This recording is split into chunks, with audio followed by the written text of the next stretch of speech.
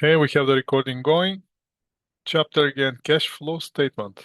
Again, from this part of the, everything is important because it's accounting, right?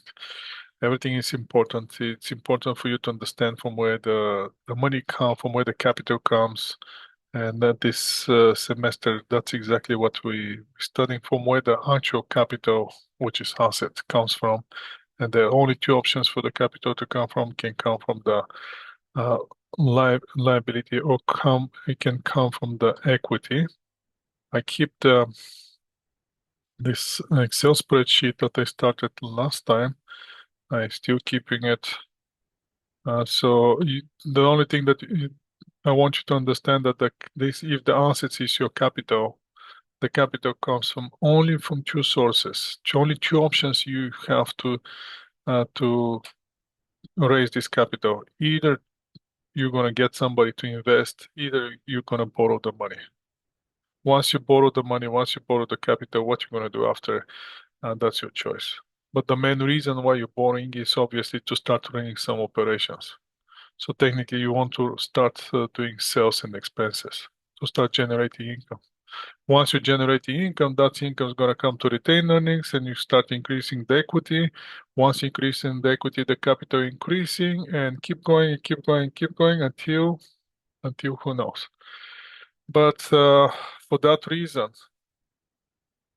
everything is important. Now, what we have tried to find out on in this chapter particularly, from where the cash come from.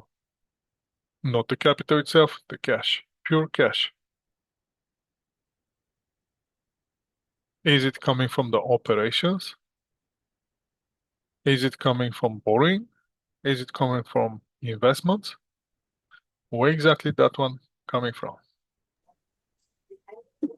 Investments. It can be in either way. We're going to try to find out this chapter from where the cash comes. So for the cash flow statement, it's part of the financial statements. You cannot escape from preparing financial statements. Actually, in fact, if I have to be honest with you, that's not entirely true, because usually the practitioners, accounting practitioners, any company, including the Big Four, they don't prepare cash flow statement. That's surprisingly, but cash flow statement, they're not preparing that one. Mostly because the software in North America cannot prepare cash flow statements, so somebody has to do it manually. And usually people, they don't have that much knowledge to prepare cash flow statement. But anyway, for the cash flow statement, it's prepared using two approaches, either direct approach, either the indirect approach. Those approaches are applicable only and only for the operating activity or part of the cash flow statement.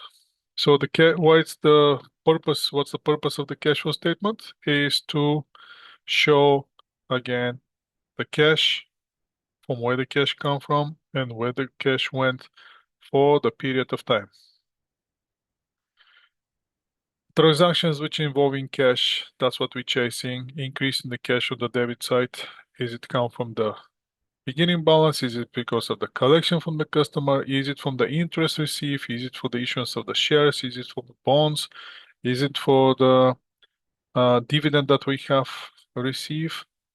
And where the cash went? Is it did we pay suppliers, employer income taxes, and all the other sources that we can pay? And the terms of the financial statements. Balance sheet is the only statement which is prepared at a certain point of time. At this day, at this time, you have this. It's a starting point and the ending point. The balance sheet, you can say it is the starting point and the ending point. After that, you have three statements which tells you what happened from the starting point until the ending point. So the balance sheet closing the period, and then we're preparing the income statement, statement of retained earnings, and statement of the cash flow to show what happened within the period. If we don't have time, We cannot prepare income statement. You cannot prepare statement of retained earnings. We cannot prepare cash flow statement. We need time to pass. Purpose of the cash flow statement is to help us to predict the future cash flow, evaluate the management decisions, the management using the cash, determine the company ability to pay dividend or the debt that company borrow, and it's going to show you the relationship between net income and the cash flow. Negative cash flow from operations usually tells you that company doesn't go very well. In fact, one company is going bad. 2 consecutive years with a negative cash flow, not negative cash flow from operation, negative cash flow itself. Most likely, it's going to be the end of the company. Obviously, without cash, you cannot survive unless you have unlimited cash.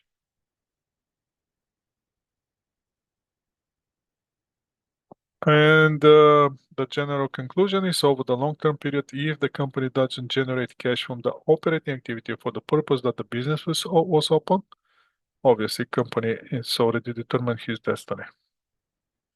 Cash, what's the cash? Cash and cash equivalent. Remember this, it's cash and cash equivalent.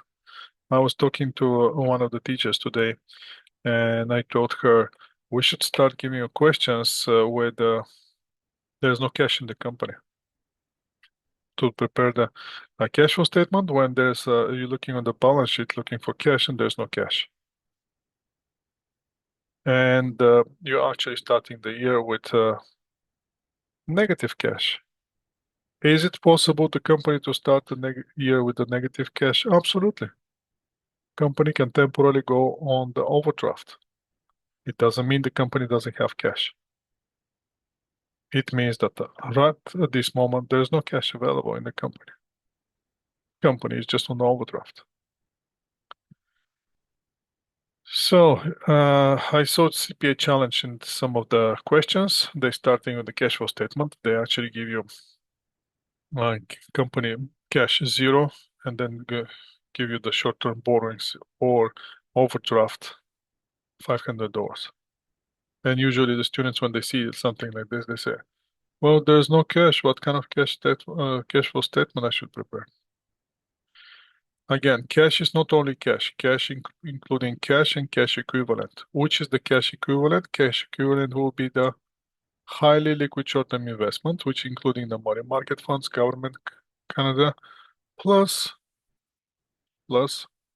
overdraft. Don't forget the overdraft. Overdraft is also part of cash. How many activities, how many categories we have on the cash flow statement? We have 3 main categories, which identify the categories in the business. One is the operating activities. Everything is in form. Why? Because we're expecting to continue. It's not something that's happened once and never going to happen again. In contrary, something that's going to happen and continuing future or continuing time. That will be operating activities, investing activity, financing activities. Operating activities, again, going to show us from where the company generate revenue or cash. From where the company generate cash, obviously generated from the revenue, and where the cash goes on during the operation of the company and the expenses. Also, we can generate cash from gain and losses. Operating activity is going to be affected by net income. And we're going to look at the effect on the operating activities on the current assets and current liabilities or day-to-day operations. That's why the operating activities also call sometimes cash from the working capital. Investing activities, it's what happened here. We're chasing only and only long-term assets. What happened with the long-term assets? Did we purchase long-term assets or did we sell the long-term assets? Increase and decrease in long-term assets is going to come, or increase going to come when we purchase the long-term assets. Decrease going to come when we sell the long-term assets. We can also invest in the or we can long-term loans we can or any collection loan that we might invest or we might collect back. Also will be investing activities. Financing activities covers long-term liability plus the equity section. Here we're chasing any decreases and increases decreasing on the long-term liability, any relationship that we may have with the owners.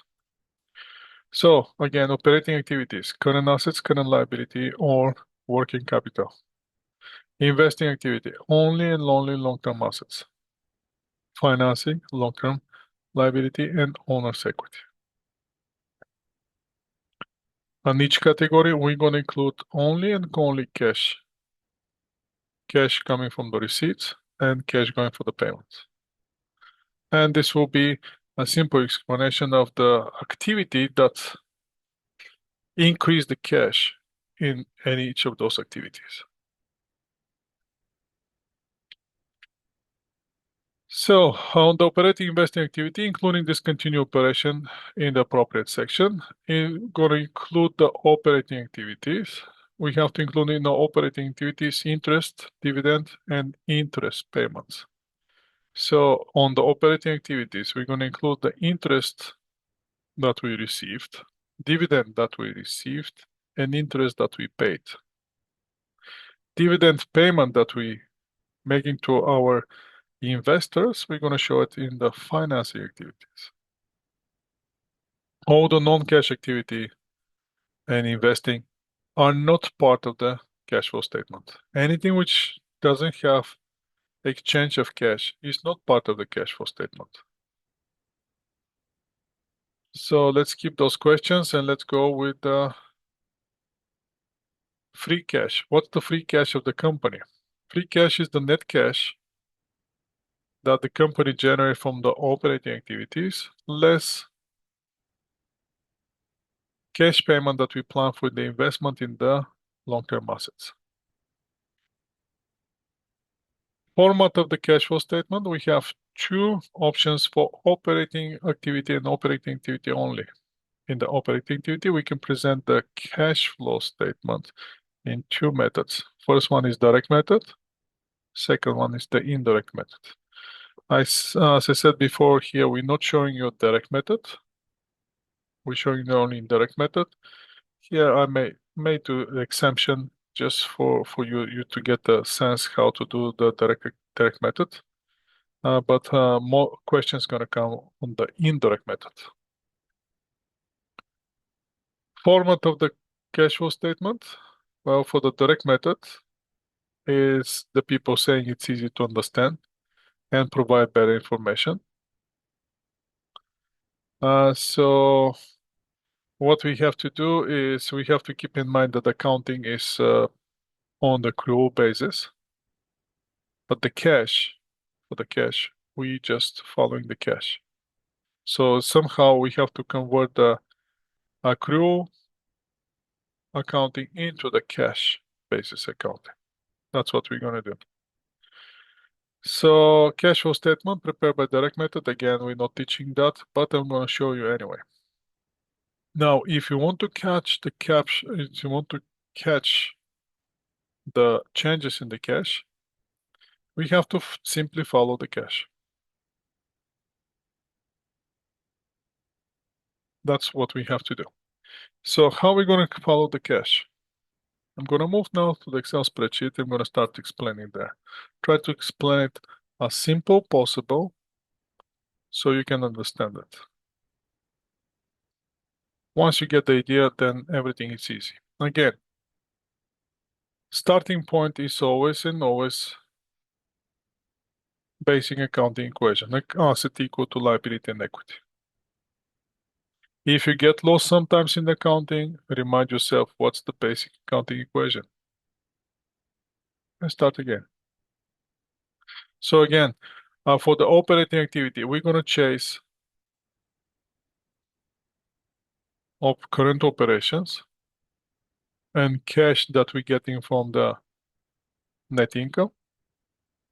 plus the current assets, current liability. Investing, we're going to chase only long-term assets, and financing, we're chasing only long-term liability and equity. Equity will be contributed capital and retained earnings. From the retained earnings, we're going to get only the cash item, which is the dividend paid. So now, before we continue with that, let's start drawing some T accounts.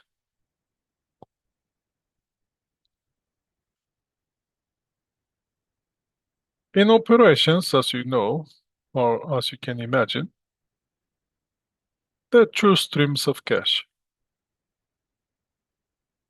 Cash coming in and cash going out. Now the question is from where the cash coming and where the cash going. That will be the key here. What's the activity that drives cash in our company? So this is our cash, which is a balance sheet account. We're going to have this beautiful, let me copy this thing just in case. I'm going to paste it here because I don't want to do this chart over and over again. We're going to have here beginning balance. We're going to have ending balance. This will be our debit here. Let's make it more interesting. That will be our ending balance here. This will be our debit on this side. Let's insert some shapes here.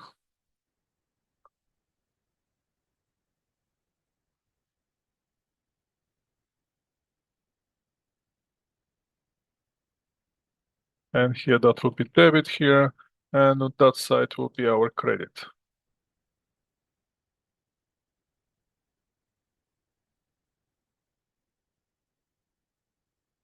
So clear, correct? And that's our credit here.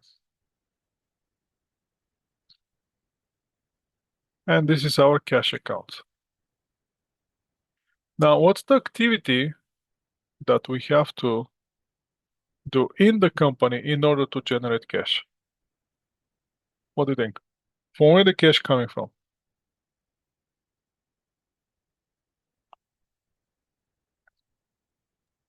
Sales. Sales. We need sales. If I don't have sales, I'm not going to get cash. Make sense? We need to operating. Sales is usually credit. We're creating sales on the credit. There's no debit. There's no beginning balance, ending balance here because that's income statement account. So we need to generate something on the credit side here, increase the sales. Make sense? So once we do that, what's going to happen? Let me see if I can find some interesting shape here.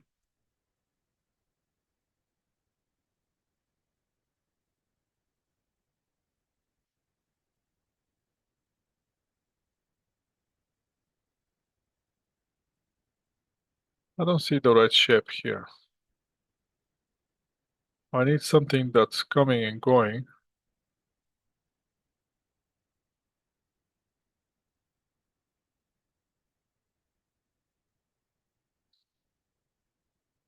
Let's see if we can use this one.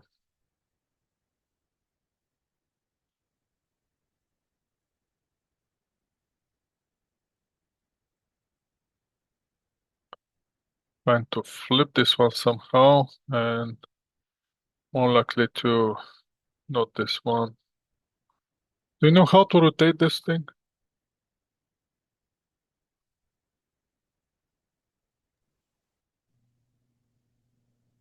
Maybe Any if you keep help? pulling it down. If you keep pulling it down, it might just change shape. Yeah, that's changing the shape, but I want to rotate it. I know there was some kind of tricky thing to rotate it, to be able to rotate it. Isn't it the yellow thing in the middle? That yellow thing in the middle, yeah, doesn't give me it's Oh. moving left and right, so it's kind of weirdo. Okay, let's get rid of this. I don't like it. Let's try find another one, another shape that can be rotated. Obviously, that's not the one. Let's not spend too much time. Let's get one of those. Anything of those we're gonna work. Now you see this one, I can rotate it. So what I need is, I need to show you that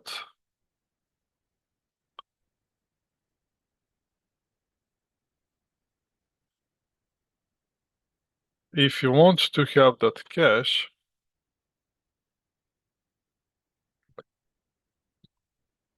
here we go. Now we're working. So if you want to have that cash, the cash is gonna come only and only from sales. Make sense? So you're creating the sales and the sales coming from the cash. Make sense? The problem is that this is the chain for the cash inflow.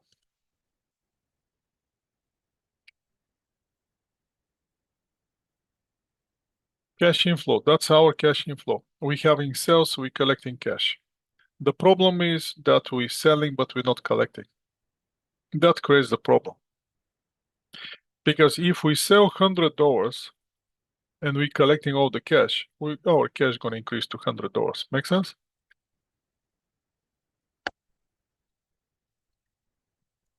Now, the problem is that we have something in the middle. And that in the middle comes only and only because of the fact that people, they don't pay. Usually, people, they don't like to pay. Where is that cross I'm looking for? And that's too.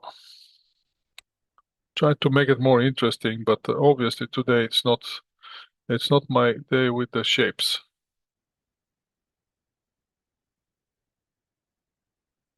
Let's see if this is gonna work. So the problem is that this chain is broken. So what we have in the middle? If I'm not collecting my cash, what will be in the middle? What do you think? Accounts receivable. Accounts receivables. That will be the logical thing. So let's put here the accounts receivables, which is gonna help us to collect our cash. That's also balance sheet account. That account also have a debit, have a credit, has a beginning balance, have the ending balance. All the elements that balance sheet account has. Make sense? Now Yes. the question is, if my sales are $100, I wish I can collect $100 cash, but I'm not collecting $100 cash. So that one now is broken into two chains. One chain is gonna go from here to here, and the other one is gonna come from the cash flow, from the accounts receivables into the cash. So all these things gonna be broken by two pieces. One piece is gonna come from the sales to accounts receivable, the other comes from the accounts receivables into cash. So if my sales are 100, then if I'm not collecting, then my accounts receivables are 100, correct? And if once I collect those 100, my cash is gonna become 100. Make sense? Do you understand this logic? Yes. Okay, so now let's add some numbers here. Now imagine that beginning balance of my cash, this cash bothers me, accounts receivables. Beginning balance of the accounts receivables is 0. Ending balance of the accounts receivables is $20. Now the question is, how much cash we collected?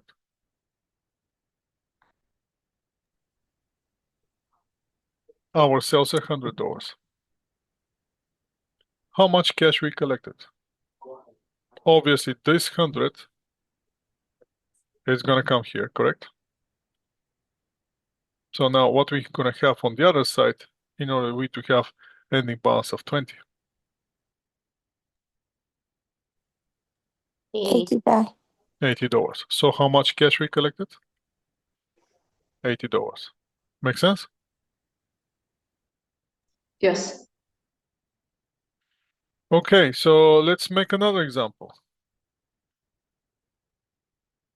What if my beginning balance is 20, my ending balance is 0?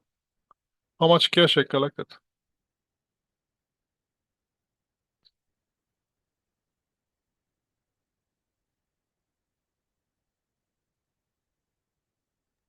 $120 Okay, how did you get it? because there was a balance of 20 and then there was 100. Okay, my sales are 100, which I'm collecting all my sales. Plus I collected the beginning balance. So I collected $120. So what we can say? We can say this, that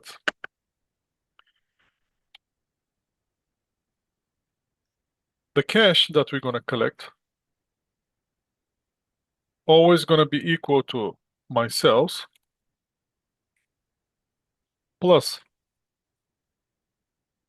beginning balance of accounts receivables minus ending balance of accounts receivable.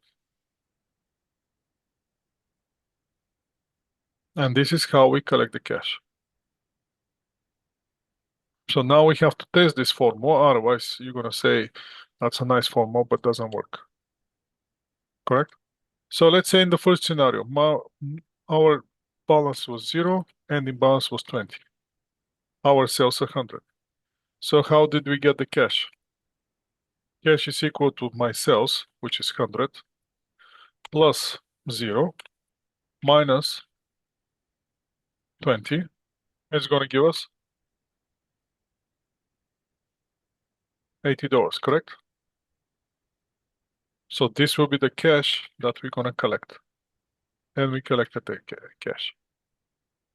In the other scenario, when the beginning balance is 20 and ending balance is 0, so what we're going to do, cash will be equal to my sales, which is 100, plus beginning balance is 20, minus ending balance is 0. How much cash I collected? 120. Make sense? Yeah. Okay. So now, if you get the simple one, let's make it more complicated now. Imagine my sales are still 100. Now my beginning balance is 20. My ending balance is 50. How much cash I collected?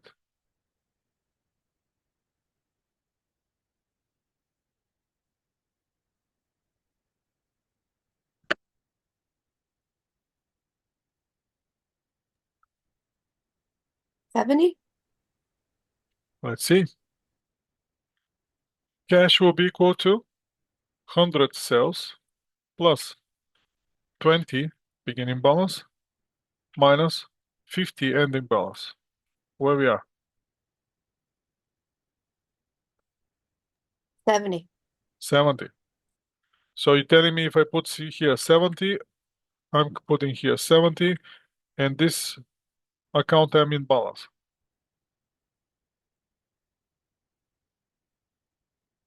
$20 plus 100, 120 minus 70, 50. I'm in balance. Okay, that one works. Make sense? Yes. Okay. This is how, from where the cash come from.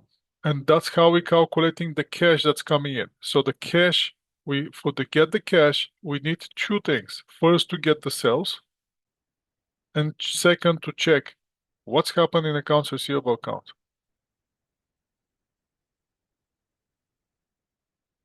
So that's always will be cash in. Sales plus beginning balance of accounts receivables minus ending balance of accounts receivables. Okay, so that's cash in. Let's see cash out. For the cash out, I'm gonna open a new sheet. Completely new sheet. And we're gonna start again. What do I need? I need this account again. And the question is, For what purpose I'm using the cash? If this is my cash account, I can easily copy this. If this is my cash account, for what I'm using the cash? For what purpose we're using cash? During the normal operation of the company, operating the company. To pay the expenses, correct? Correct. Or purchase assets. One of those. So let's stay with the expenses. Or we can use the cash for expenditures. Now, what exactly with the expenses is? It's going to be expenses, it's going to be asset. That's not the point here. The point is that we're spending the cash for some reason. Cash is gone. Now, now the thing is here is the whole situation is different now, because we have this cash, and now it's not going to come from the debit of the cash, it's going to come from the credit of the cash, because now we're spending the cash, correct?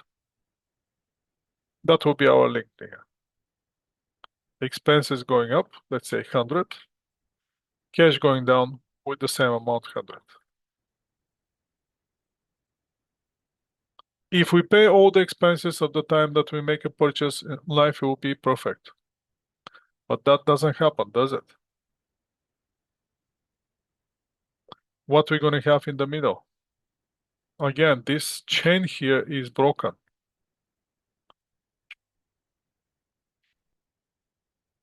The whole flow of the cash is broken. What do we have in the middle? What do you think we have in the middle? Accounts payable. Accounts payable. And accounts payable, as we know, that's a liability account, correct? Correct. Normal balance is credit here now, compared to the cash and accounts receivables. Normal balance here will be credit. So beginning balance will be on credit side and ending balance will be on the credit side. Perfect. So now what we have to do?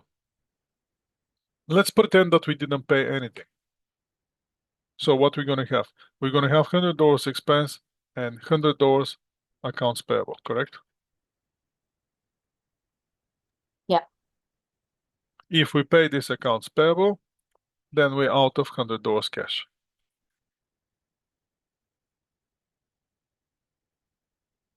So when our cash, when our expenses that we're paying will be equal to the cash, when there's no accounts payable balance, or accounts payable balance is the same at the end of the period. Make sense? At beginning and the end of the period, if my accounts payable balance is the same, then the expenses are equal to my cash. So now let's start playing with this. Let's see what's going to happen.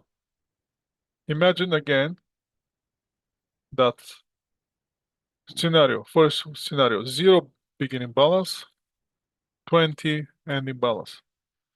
How much cash we paid?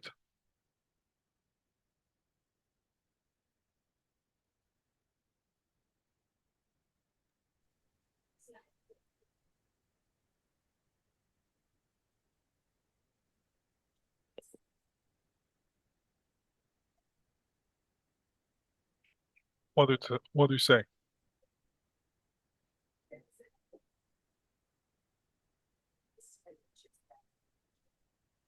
80? 80. $80. So that will be 80 here, and that will be $80 here. How about if the beginning balance is 50 and the ending balance is 0? How much cash we pay?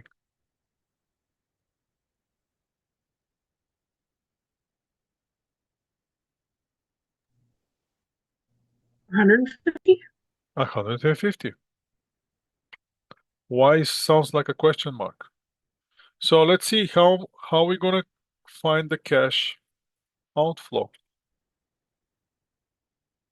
or cash out?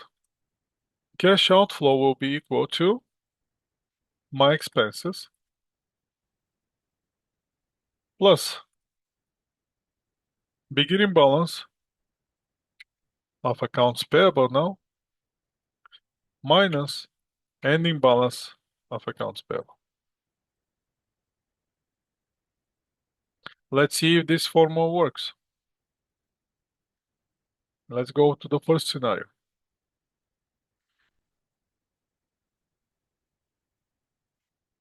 So the cash out is equal to expenses 100 plus beginning balance of accounts payable 0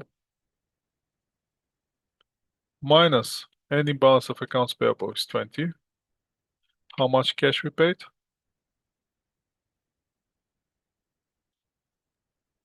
$80. In the second scenario, let's go here with 50 and here with 0. Cash out is equal to expenses, which is $100, plus beginning balance of accounts payable is 50, ending balance 0. How much cash we paid? 150. 150. Let's do some changes here now. Let's say pretend the beginning balance was 30, ending balance is 50 now. How much cash we paid? Is it the same? I think I'm randomly picking the same numbers. Let's change the numbers. Let's make it like here 30.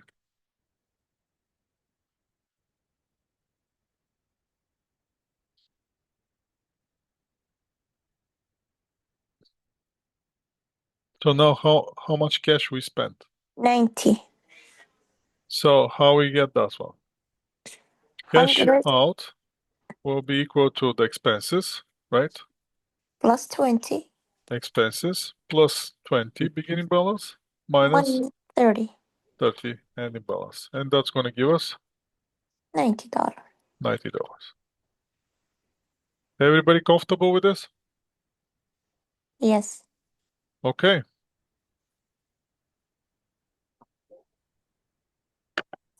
And that's our cash out. So now what we get? Cash in, when we combine the formula for the cash in, and get this formula here.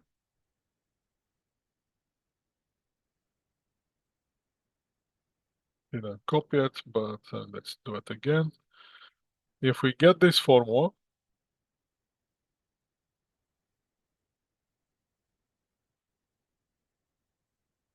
still doesn't work. And if we get the formula for the cash out, let's make it bigger the same way, bigger, 22. And if we explore these formulas, what we can see in these formulas? We can see something very, very, very interesting.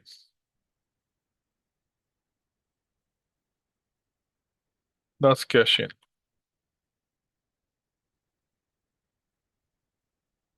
And that is cash in starts with sales. What else starts with sales? Income statement, correct?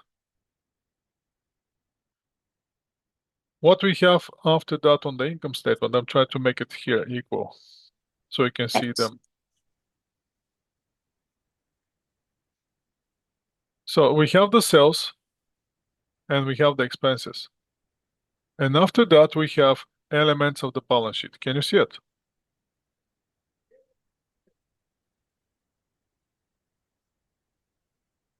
So if I eliminate those two,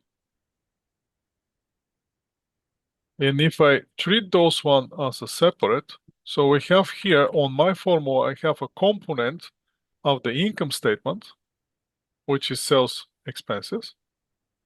And I have component of the balance sheet, which is accounts receivable, accounts payable.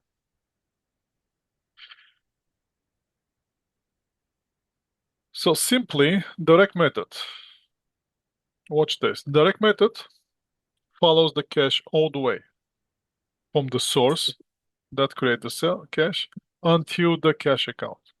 Means the in direct method we're chasing the cells. We're starting with the cells. Then we try to find what's the effect of the beginning and ending balance in accounts receivables. And that's going to give us cash in. For the cash outflow, we're chasing the expenses. Once we find the expenses, then we're going to see what's the beginning effect on the balance sheet, what's the beginning balance of the payables, and what's the ending balance of the payables. Now here for the cash out, this is the positive. One thing I want you to understand, this is the positive, this is plus, this is minus. Make sense? Yes. Cash in is always plus. Cash out is always minus. Now, on the expense side, we can have more than one expense. We can have a wages expense. We can have interest expense. We can have a tax expense. We can have what other expense? Some other expense which is a cash item. But in the end of the day, all those expenses, expense account, they're going with their companion account, payable account. If we're chasing the interest expense, we're going to have interest payable. If we have tax expense, we're going to have tax payable.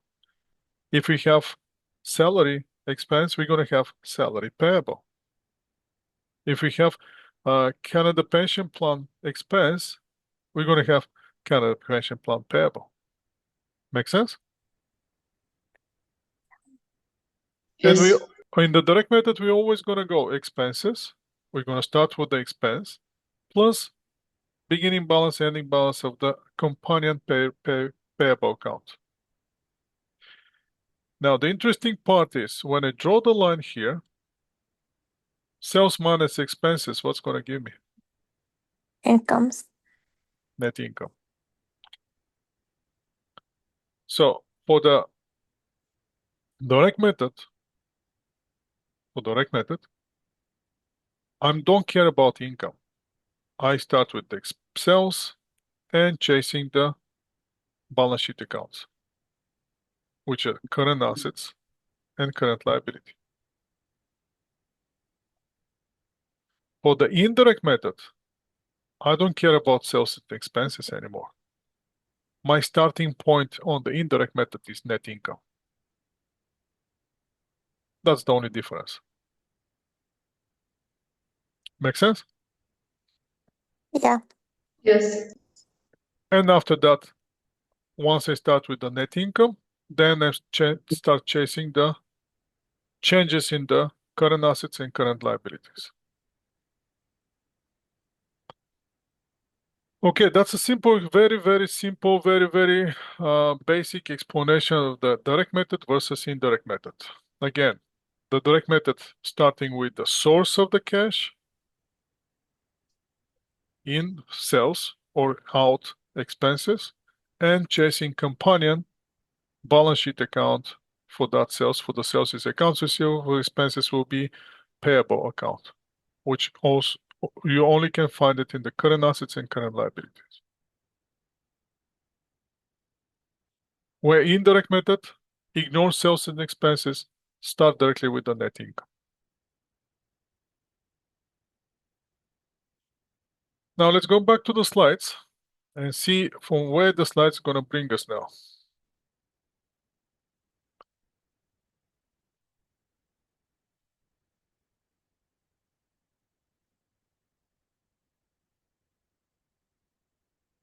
Can you guys see my slides? My screen? Yes. So again, individual cash flow statement will be the revenue or expenses for the income statement, plus any adjustments on the companion balance sheet accounts. It's going to give you amount of the cash flow statement. So we're chasing the source revenue, expenses, and then we're making adjustments for the accounts receivable or accounts payable. And that's how we're going to see how much cash coming in, how much cash going out. Where we can find this information on the financial statements now. Which financial statements we're going to start first? We're going to start obviously with the net income. Once we get the net income, income statement, when we see the income statement and starting with the net income, we have to very fast explore the items on the income statement. And we have to ask ourselves only one thing, and don't forget this. In accounting, we're using accrual basis accounting, not cash basis accounting. Make sense?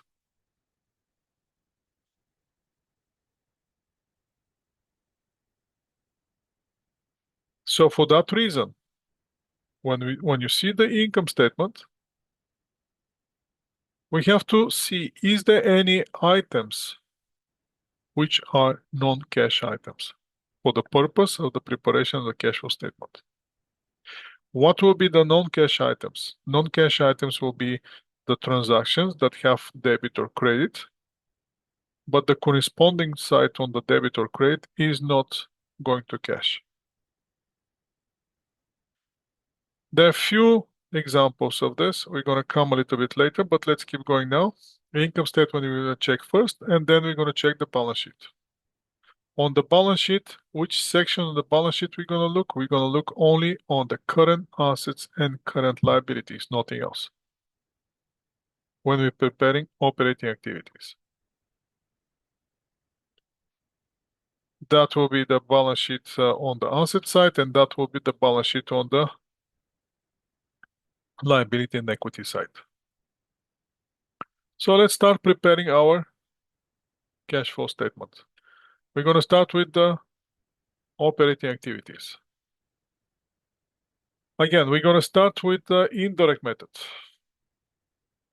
With the indirect method, we're starting directly from the net income. We're not chasing sales, we're not chasing expenses. We're starting directly with the net income.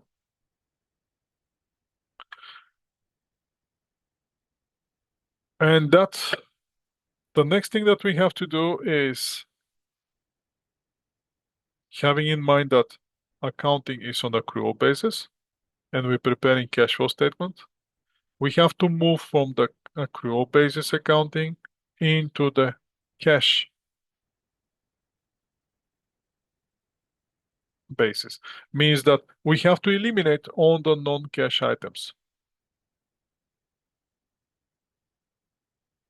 After that, we're going to move to the balance sheet and we're going to start chasing the changes in the working capital or changes in the current assets and current liabilities. So indirect method, again, start with the net income. After that, we have section which says adjustments for the non-cash items. Let's go back to our income statement here and think about it. Sales revenue.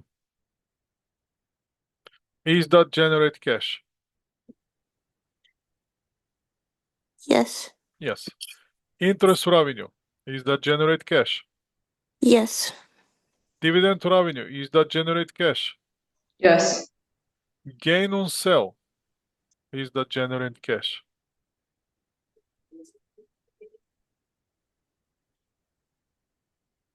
Yeah. Let's think about it. Can I buy gain? No. That's not a current assets. What is gain?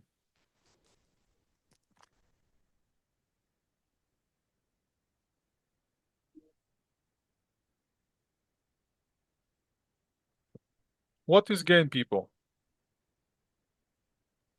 Can When- somebody of you try to explain to me what is gain? When something is more than book value? Something is more than the book value. Or let's make it simple. Let's make it more simple.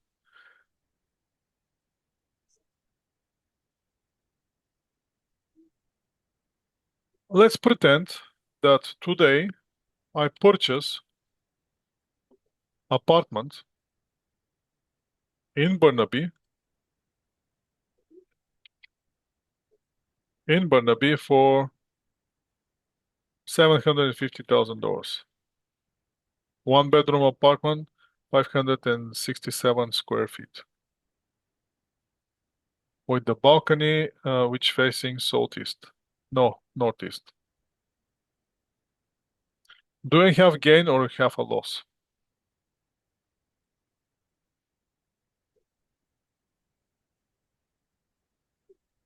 What's the market value? I don't know. Hmm. The question is, do I have gain or have loss? Gain.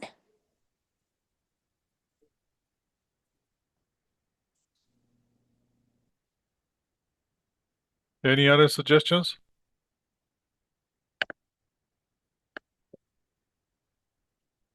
Okay, let's say the market value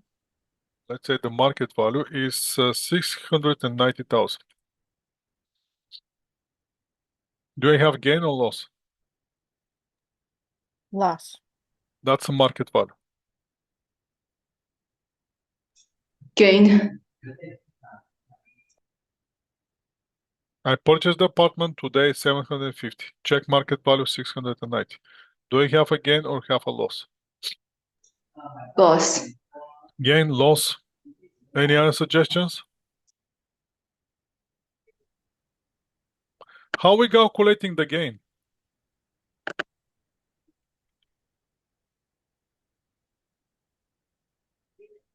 How are we calculating the gain? Gain is the result, right?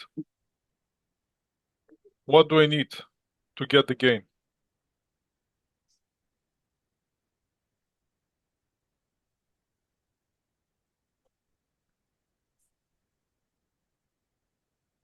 How much you purchase and then how much is the market value? Purchase and, okay. How much is the purchase? What do I need here on the top? Market value doesn't help me. Market value is market value.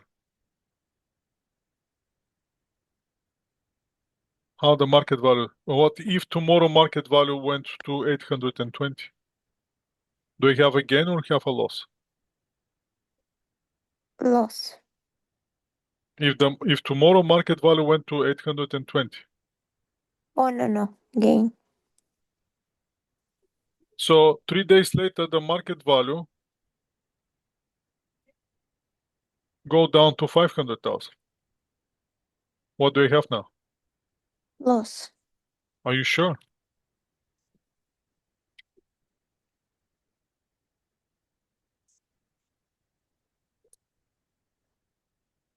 Did they sell my apartment? No. No. So how the market value is relevant to my gain and loss in this case? If Yeah. you were selling your apartment. Sorry? If you were selling your apartment. But did I sell it? No. No. So how the market value is related to my gain and loss, current gain and loss? As long as you're not selling your apartment, so there is no effect, I think. So there's no effect. So what do I need to have a gain or loss? Sell? I have to have sell. Can I generate gain and loss only on one of those events? Only on the purchase? No. No. So what's the gain and loss then? Simple calculation between selling price and the And- purchase price. Make Mhm. sense? Yeah. So where is the cash? Is there any cash related here? No. No. So is there gain and loss? Is there any cash against gain and loss? No. No. So every time when you see on the income statement gain and loss, what do we have to do? We have to eliminate it. For the purpose of the cash flow statement, we have to eliminate. Why? Because those $19 that's showing here just simply tell us that we sold something $19 more than what we purchased it. And that's all. There's no cash here. The amount of the cash that we get is completely different. Gain and loss is not cash item. The other thing that we have to check is cost of goods sold. Is there cash here?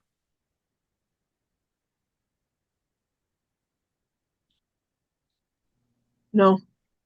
It's an expense, so It's yes. expense, so it's cash. Cost of Yeah. goods sold is cash. Salary expenses, Yes. cash. Other operating expenses, cash. Interest expense. Yeah. Do we have to? Yes. Amortization expense. Yes. Think about it. What is amortization expense? From where the amortization expense come from? Are we paying for the amortization? Can I buy amortization? No. No. So is that a cash item? No. No. So what we have to do, we have to adjust for that non-cash item. Non-cash item. So to bring this amount to the cash net income. Make sense? Yeah. Yes. Okay, so let's go back to the explanation here. We're starting with the net income. Then we're making adjustments for the non-cash items. So now we know which the non-cash items are. Yeah. Non-amortization is expense, definitely non-cash items. Losses, non-cash item. Gain, non-cash item. So what's happened here with the amortization? If I have here amortization included in my income, is that increasing my income or reducing my income?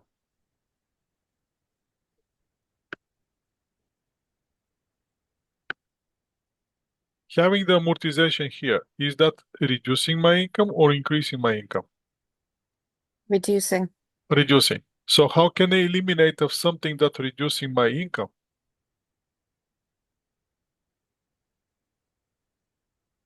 How can I bring my income back to the cash? What do I have to do with something that reducing my income? I have to add it back. Make sense? Once I add back this amortization expense, let's pretend that there's no amortization. Does that make sense?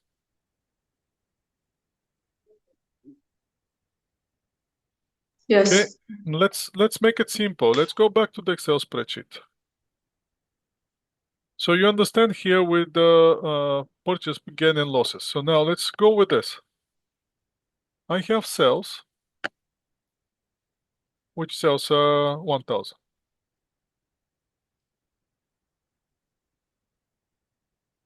Then I have cost of goods sold, or let's put some gain here.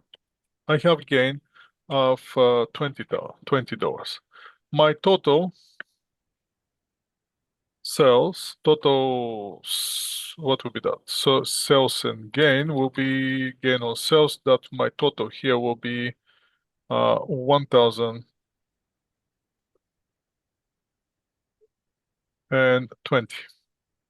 Makes sense? Then I have operating expenses. I have cost of goods sold. I have interest expense. I have amortization expense.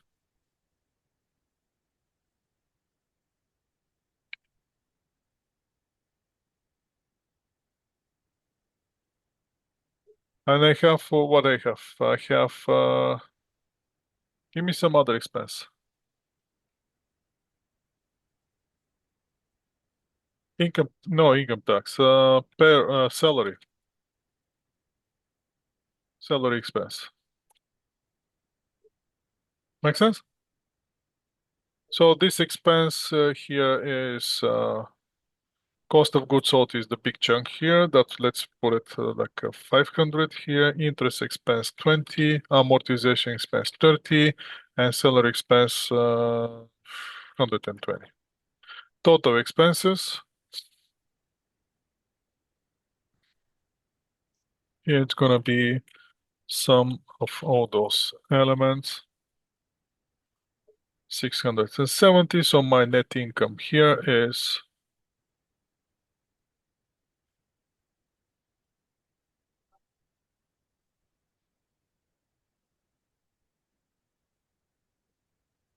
this one minus that one. Correct? So now I'm starting my statement of the cash flow. I'm starting with the net income. My net income is 350. Then I have to make adjustment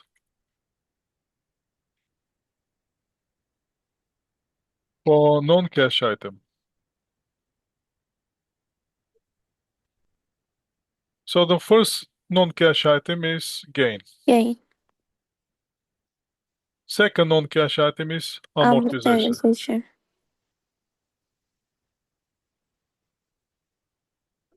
So, watch this. If I eliminate the gain, what's gonna happen with the net income? Reduce. Let's check. Get rid of 20. What's happened with the income? Going up or going down? Can you see it? My income here, let's move Going it as down. a number here. Let's copy this number and make it just copy it as a number. My net income is 350. If I remove my gain, because gain is not cash item, if I take it out, my income going down, correct? Yeah. So in order to get this effect on my the cash flow statement, which cash flow statement start with the 350, what do I have to do?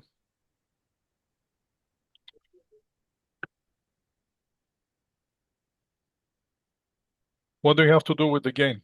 Add it or deduct it? Add it.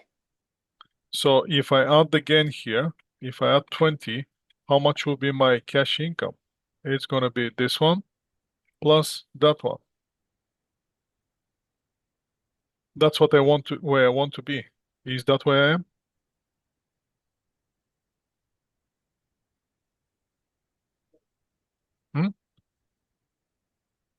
So adding the gain doesn't work.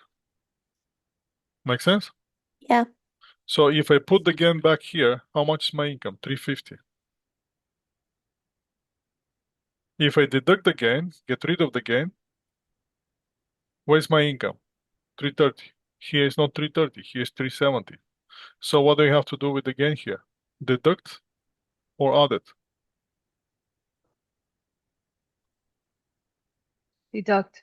Deduct. So every time when you see item on the income statement that increasing the income, on the cash flow statement, you have to deduct it. So it has to be less the gain. Make sense? Yeah.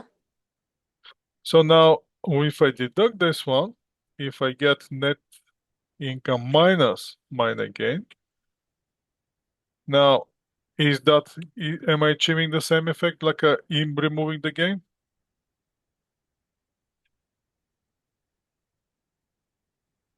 Can you see it?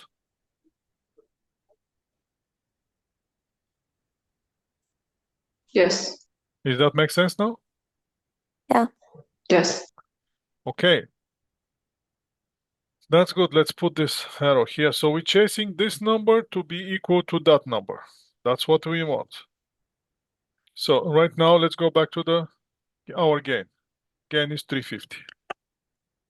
So by here, reducing the gain, deducting the gain from the net income, we're going to the cash income, which will be equal exactly on the scenario if we actually eliminate that gain.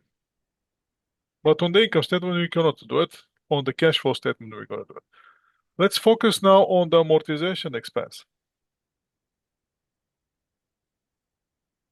Let's get rid of that gain. We're going to deal with the gain later. Now let's see only effect on the amortization expense. What's going to happen if I remove expense? What's going to happen with my income? It's going to go up or it's going to go down? Up. Let's see. Get rid of this. Did it go up? Yeah. Yes. Yes. So if we have amortization of $30 here, and we want to eliminate that effect that has on the net income, what do we have to do for the cash flow purposes? Add it or deduct it?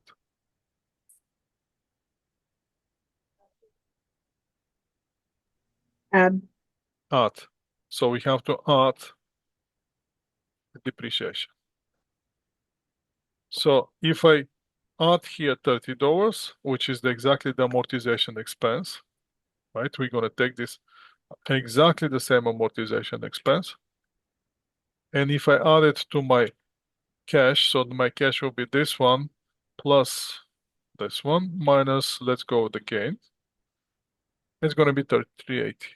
So if I remove this item, the same effect I'm going to have. Make sense? Yes. So let's add something else here. Let's make it even more interesting. Let's add another item. Next item, let's say the next item is lost on sale. And our loss on sale will be 50. How this going to affect our income?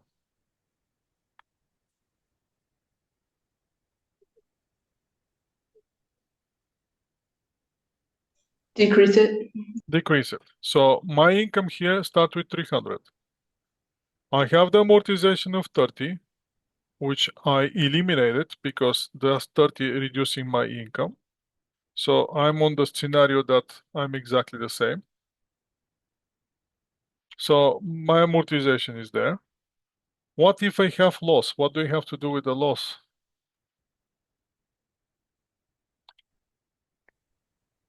Add it. Add it. Make sense? Do you understand this logic? Yes. So every time when we have, let's put it in the right order, so you can actually remember it correctly.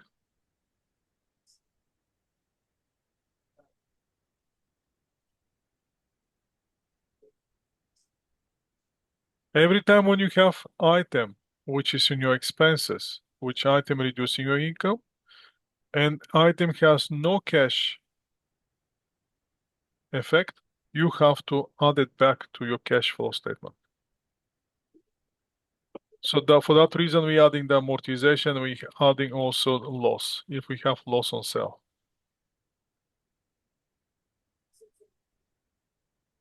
So we have to add this loss on sale. But if we have gain increasing our income. So to eliminate the effect on the increase of the gain, we have to deduct that gain from the cash flow purposes. Let's put it gain on sale. And that gain on sale here is negative $20. And that's how we're going to get to the cash income. And that's how we're making adjustment from the net cash, which is on the accrual basis, to the cash income. Make sense? Yes. This is very important for me to understand. It's very important for me to understand that you're getting this idea.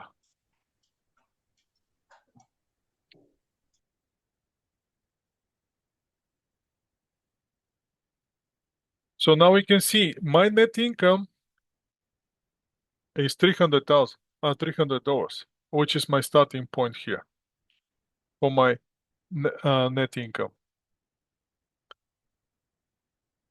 But the cash income went up to 360. So if I eliminate this gain here, if I eliminate this amortization expense, actually I have to put it here as a numbers, 30. If I eliminate my loss on sale,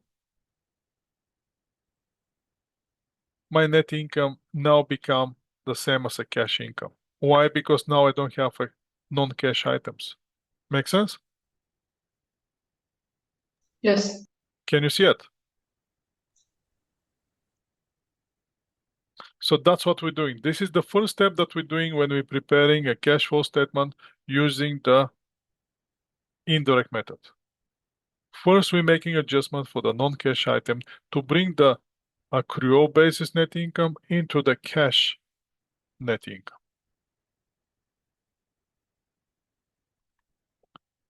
So the gain was 20, the amortization expenses was 30, and that loss was 50. That's how we're moving from 300 into the 360 by simply eliminating the effect of the gain by deducting the gain, reduction of the amortization expense by adding the expenses back, and the reduction of the loss by adding the loss back. And we're getting the cash. Let's go back to the slides now.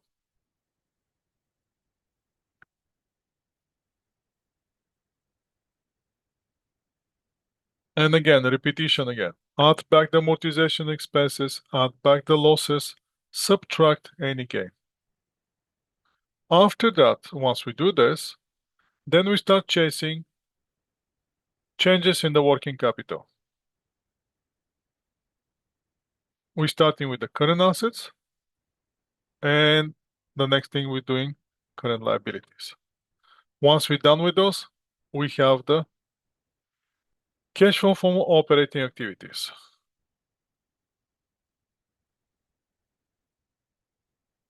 So again, this is the simple table. We're starting with the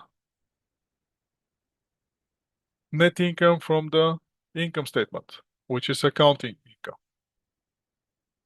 If you have depreciation or amortization expense, you have to, any expenses, every time when you see expense, which has no cash effect, add it back.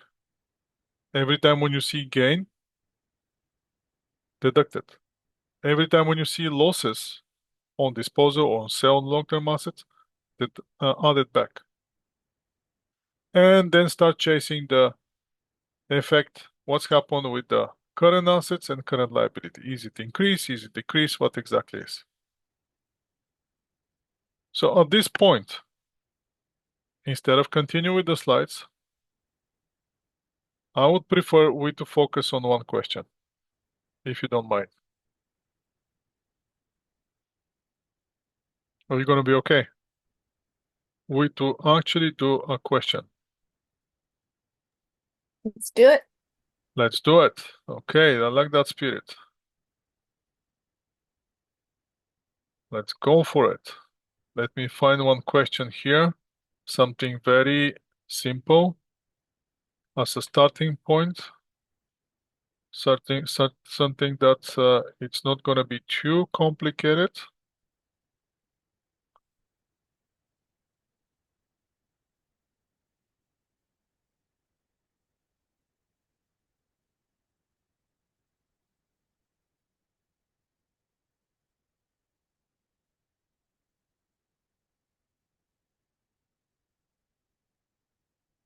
Okay, let's start with this and see what we're going to get.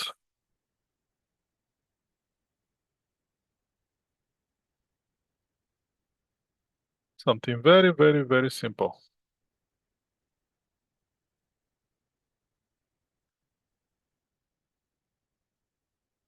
Just give me a second to do some adjustments because I'm transferred directly to Excel spreadsheet.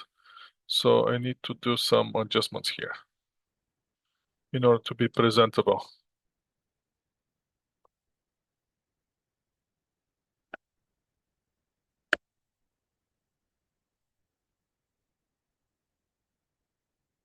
Okay, already. Let's make it a little bit bigger.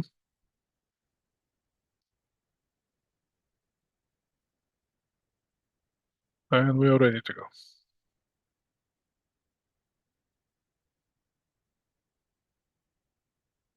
Can you see my screen?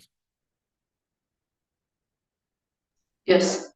So what we have is unclassified financial statements. This is extract from the financial statements, especially for the balance sheet. It's not complete balance sheet. As you can see, there's no balance, nothing like that. We're using this one only for the purpose of the creation of operating activities, cash flow statement, operating activities, nothing more, nothing less. So if you want to start the statement, cash flow statement, first thing that we have to do is every cash flow statement starts with, what do you think? Net income. No, Ah, name of the company. Don't start the statement without the name of the company. After we do the name of the company, what we next thing? Name of the statement that we're preparing. Statement of the cash flow. Start statement of cash flow here. And after that, we're gonna show the period for which we're preparing that statement. And that will be for the year ending December 31st, whatever years. After that, we're gonna start with the cash from operating activities.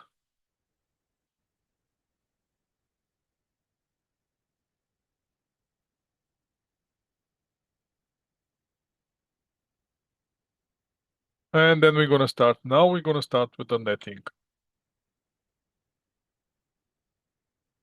And our net income in this case is $49,000. Make sense? Now, obviously, 49, 1, 2, 3. Obviously, you don't have to do all those things on the in the publisher website in my lab, because those will be given to you. The only thing that you have to do is plug the numbers. So we get the net income. Second thing that we have to do adjustment for non-cash items.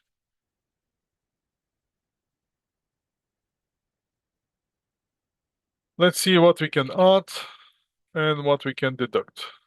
Is there anything that we have to add, anything that we have to deduct? That's what we're chasing here. And that will be here less. So sales are cash item. Sales, we can trace it to accounts receivables into cash. So that's cost of goods sold, same cash item. Then we have a gross profit. Depreciation expense. Is that a cash item? no. So what we have to do? Add it or deduct it?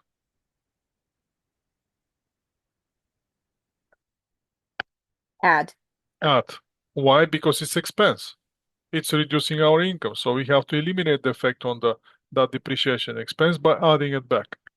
And let's go depreciation. Expense, and we're gonna add back $6,000. What else we're gonna add back? Is there anything else? Loss on sale of capital Loss on sale. Is that loss on sale reducing our income? When it's here, is it reducing our income? Yes, it does. So what we have to do to eliminate the effect, we have to add it back. So that will be loss on sale. And we have to add another $1,000. Is there anything that we have to deduct?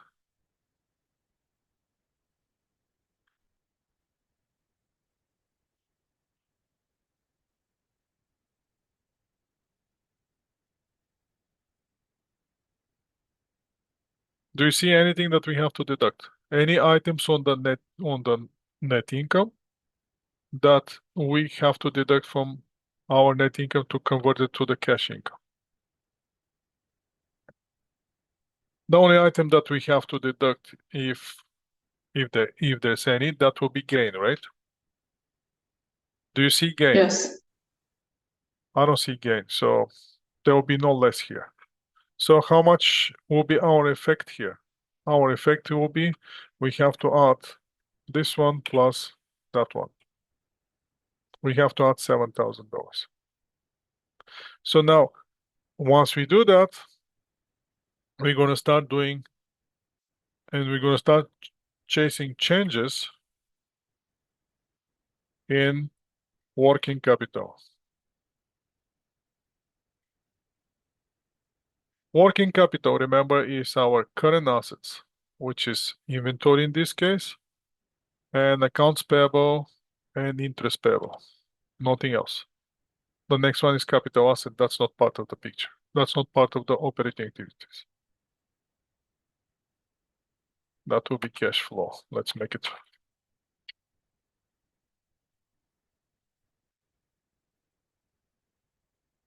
Okay. First one item, inventory. Now, the interesting part with the inventory is we're still going to go beginning balance of the inventory minus the ending balance of the inventory. We're going to see the changes in the inventory. But if you do the inventory and if you're doing direct method, you have the only thing that I want you to adjust your mindset is that the inventory is part of the cost of goods sold. That's the only thing. So on the cost of goods sold, you have to change the effect of the accounts payable and effect of the inventory. But that's only for the direct method. For the indirect method, that's irrelevant. So let's go now. Inventory, this is asset for us. So inventory. What we have to do, we have to see the changes in the beginning balance minus ending balance. How much is our beginning balance?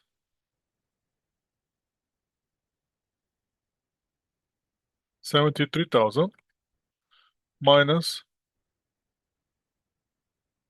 70,000. So how much is our change here?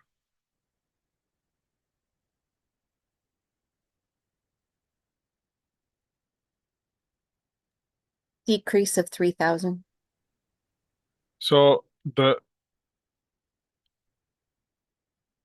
number is 3,000, correct? Decrease of 3,000. Yes. So how we can explain the effect on the inventory, on the cash? So think about this. If you have $100 in your pocket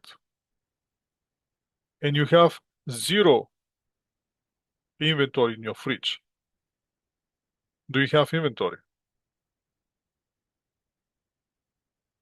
Obviously not, right? Make sense? You have $100 in your pocket, zero in your fridge. Inventory is zero, but you have $100. So now, if you spend $20 on the inventory, now you have inventory in your fridge, but your cash going down. Make sense? Yeah. So now let's see the effect that now when we're increasing the inventory, balance of the inventory, the cash is going to go down. Now, let's see the effect of the usage of the inventory. I have milk in my inventory, which is sitting in my inventory. If we use my milk, do I have to use cash? Do I have to buy more milk? If you want more milk, you have If to I use want, cash. yeah, but if I only using the milk that I have in my fridge, I'm kind of saving on the cash, correct? Correct. So the effect of using my inventory is actually have a positive effect on my cash because I don't have to buy it. I already have it. Make sense? Makes sense. So for that reason, every time when you're reducing the balance of your inventory, you're indirectly increasing your cash. Now here in the company, we can see that by reducing the inventory, you're actually selling the inventory, which comes at the cash from sales. So reduction of the inventory, it has the positive effect on your cash. Make sense? But if you're increasing the balance of the inventory, you have to use your cash.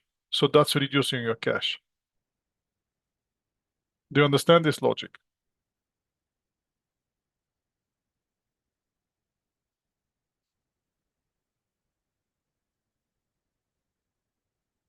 So for that reason, in this case, since we're reducing the inventory, that has a positive effect on our operating cash.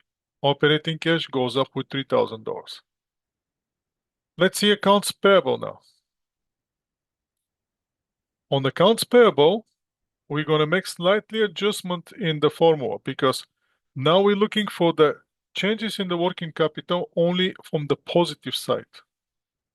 So if we have the asset account, the effect will be beginning balance minus ending balance. But if we have a liability account, we're still going to have this effect beginning balance minus ending balance. But to show that this is a liability, actually, we're going to put one minus at front because this is actually its outflow. That will be the slightly modification in the formula. So how are we going to apply this formula now? We're going to have minus bracket. In bracket, I'm going to have 56,000 minus 55,100. How much is the difference in the brackets?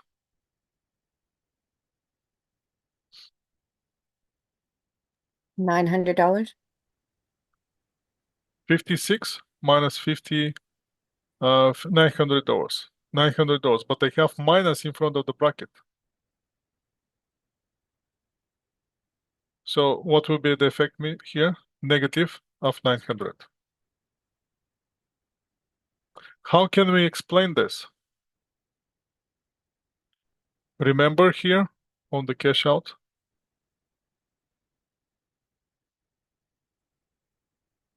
My beginning balance in here is, in our case, is 56,000.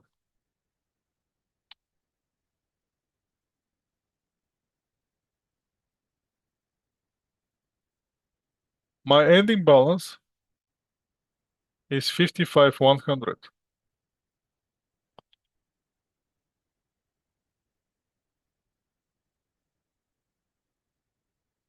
Make sense?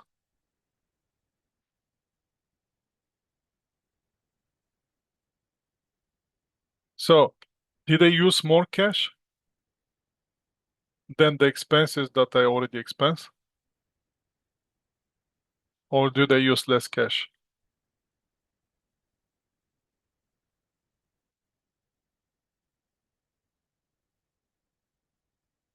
I still have to pay for my expenses. Don't get me wrong, $100. I have to pay for my expenses. Plus, I'm paying $900 from my accounts payables to reduce my accounts payables. So did I use more cash?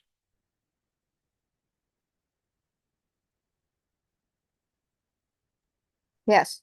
Yes. How much more I use?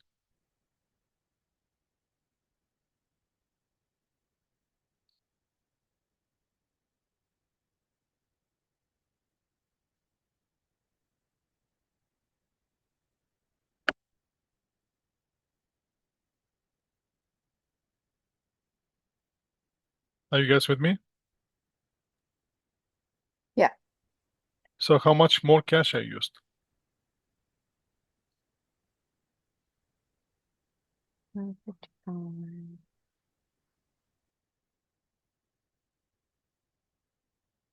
$100 plus another $900, correct?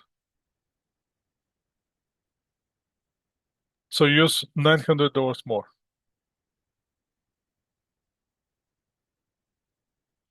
I pay for my expenses, plus I use $900 to reduce my accounts payable.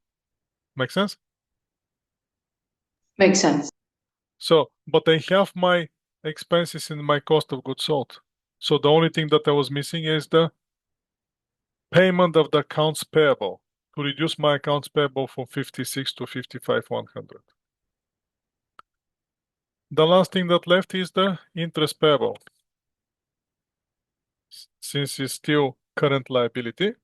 So for the interest payable, we're going to do exactly the same thing since it's liability. That will be negative in the bracket beginning balance minus ending balance. And we're going to have negative of 2,000. Negative in the bracket, we're going to have 2,000 minus 3,200. So in this case, in the bracket, we're going to have negative 1,200, but because I have negative in front, that means 1,200 for me here on my cash flow statement for operating activities. How can we explain this? Well, my accounts payable were $2,000. I had my expenses and my accounts payable went up. Did I pay my expenses?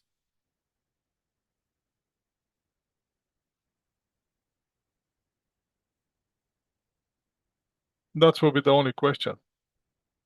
If I pay my expenses, my beginning balance will be equal to the ending balance, but that's not the case. My ending balance went up, so I didn't pay for my expenses. So technically, I preserve my cash. I haven't used my cash, so my cash increased with $1,200 since I'm not paying my expenses. So the effect here on the changes in the working capital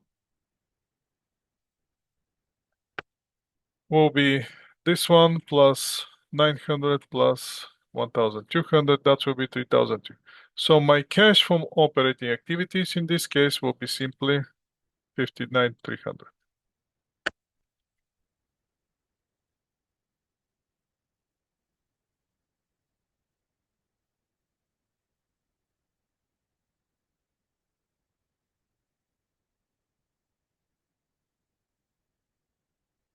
Make sense?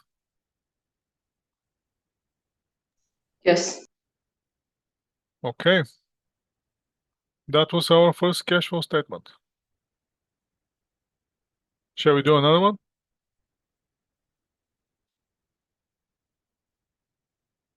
Yeah. Before or after the break? After. Okay. Let's take a break.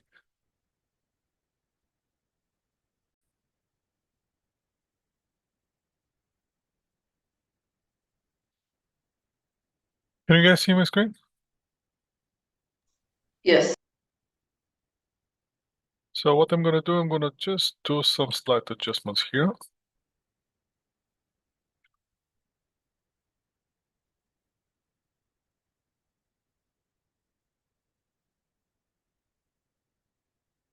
And we are ready to go. So this company give us those two statements. Statement of, now we have complete statement of profit and loss or income statement as complete statement of financial position or balance sheet. Again, since we're doing the cash flow statement of the cash flow using indirect method, our starting point will be the net income. And our net income in this company net income is 29,000. Can you see it? Or let me make those one a little bit bigger. Like this, 29,000 is our starting point. After that, we have to make adjustment for the non-cash item. Is there first any non-cash items in our income statement? Cost of goods sold, that sounds okay. Sales starts okay. First one that I'm seeing is, what do you think about depreciation expense? Do you have to make adjustment?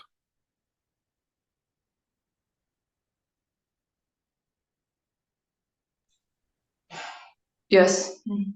And the other one, interest expense, is interest expense. You see the interest expense here, this interest expense, if we highlight it in green, that goes with the interest payable. Make sense? Now the cost of goods sold account, that companion account are accounts payables, and inventory. Those two accounts are related to cost of goods sold. Sales account on the income statement, that's directly correspondent with the accounts receivables. And that's how we should look at the relationship between the income statement accounts and the corresponding accounts on the balance sheet. That shows you any changes that we have to see. Is the sales actually we collecting the sales? The only way we collecting the sales is when accounts receivables beginning balance and the ending balance are the same. That means whatever we sales we make during the period, we collect everything. Cost of goods sold. Cost of goods sold will be the cost of goods sold only and only if there's no changes in the inventory and no changes in the accounts payables.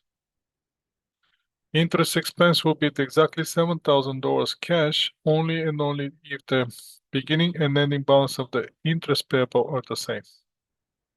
So now we have one non-cash item, which is the depreciation expense, and we have another non-cash item, which is the loss of the sales of capital assets.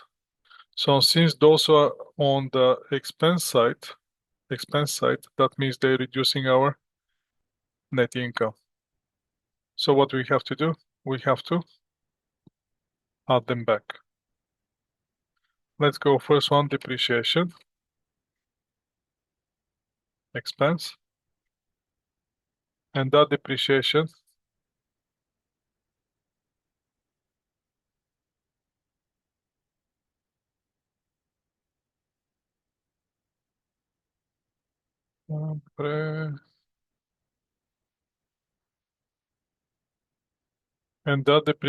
is 17,000 we have to add back. Next one is the loss on sale. And that loss on sale is 6,000. So in total, we're going to add back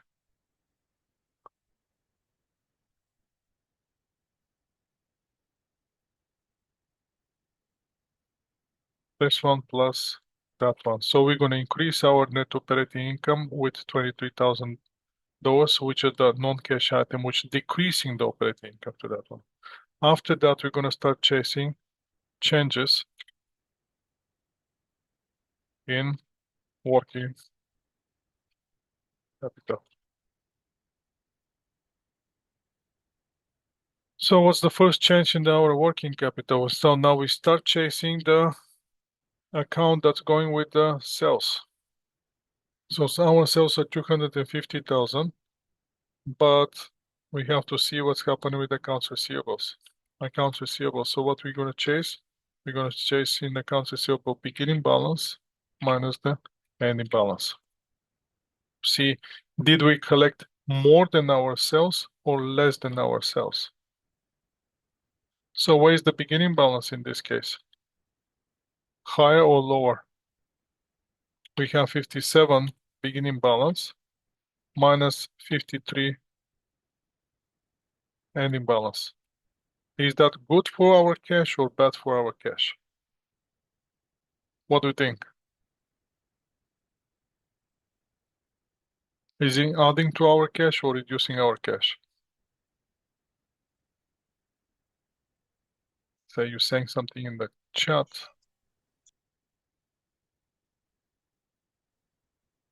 Any suggestions here?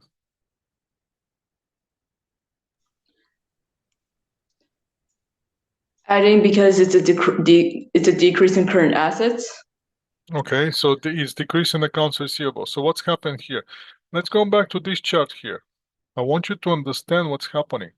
Our sales are 260. How much was our sales? $250,000. Our sales are $250,000. So this is our sales. Now the question is, how much cash we collected? That's our question. Do we collecting those 250,000 or we collecting more? And how much more we collecting? Make sense?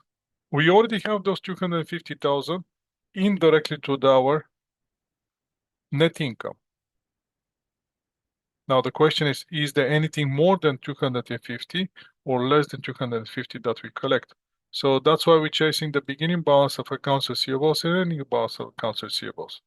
The beginning balance of accounts receivables was 57,000. And the ending balance of our accounts receivables was 53,000. So did we collect more than 250 or less than 250? What do you say? What do you think?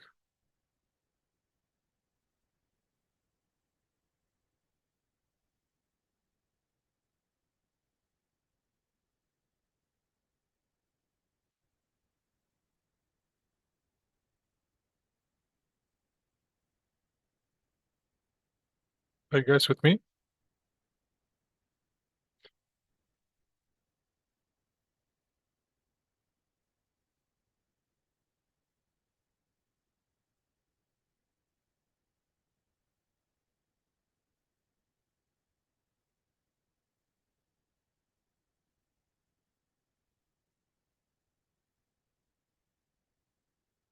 $254. So that means we collected $4,000 more, correct? Yep. So is that exactly what's happening in our chart? So changes in the working capital, we have positive change of $4,000, which is adding to our cash. Again, we already have 250 indirectly through our income. Because 250 minus all the expenses give you 29. We already included in the 29, we have the 250. So now we're chasing the effect from the accounts receivables, and we have additional $4,000 that's coming. So now let's see inventory. What's happened with the inventory? Going up or going down? We're going to have beginning balance minus the ending balance. In this case, we're building our inventory. So in order to build up our inventory, we have to use cash. So we're going to have 65,000 minus 70,000. So our cash is going to go down with $5,000.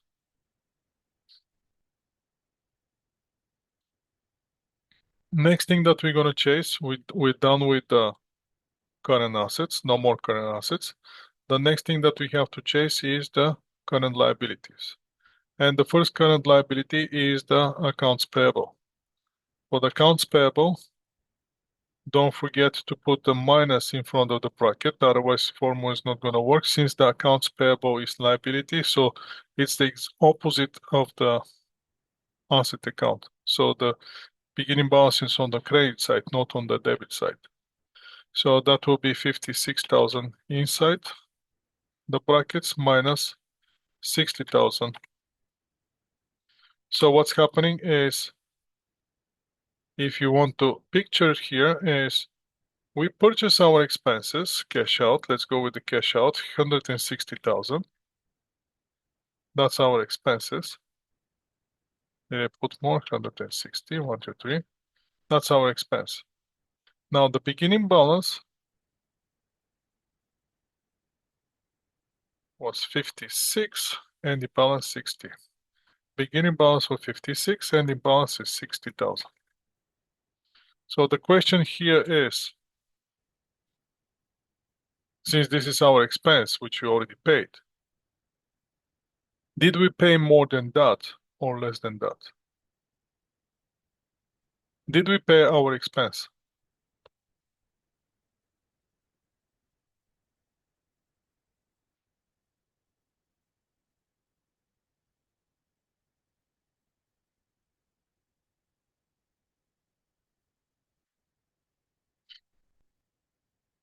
What do you think?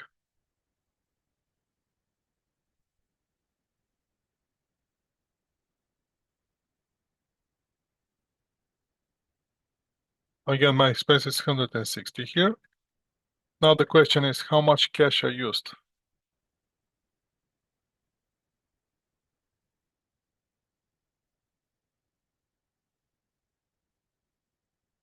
And what will be the amount of the cash that's going out from my cash?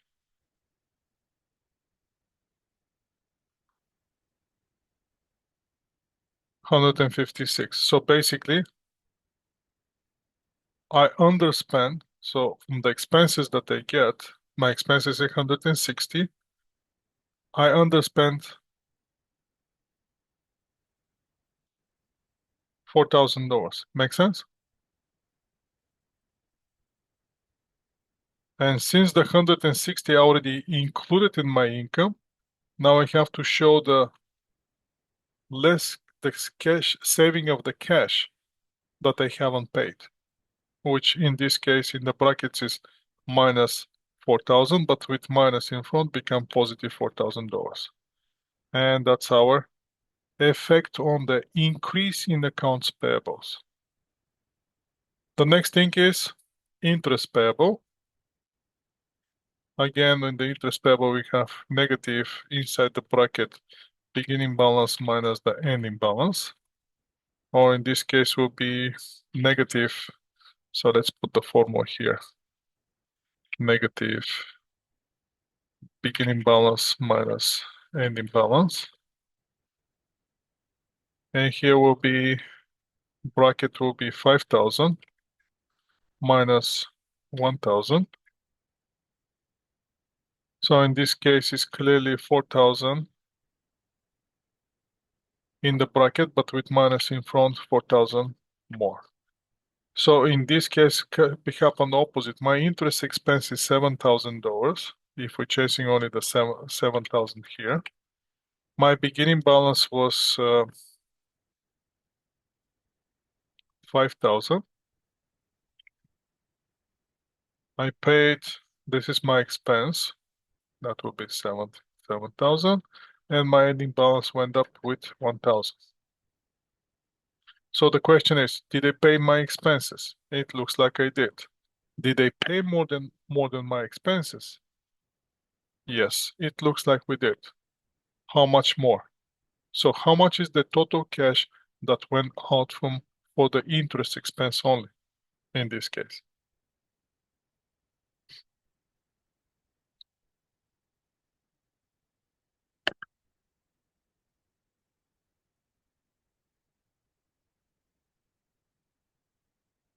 What do you think?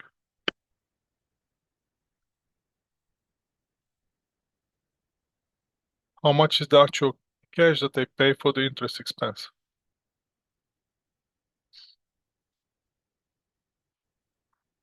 Or for the interest in this case, not for the interest expense, for the interest.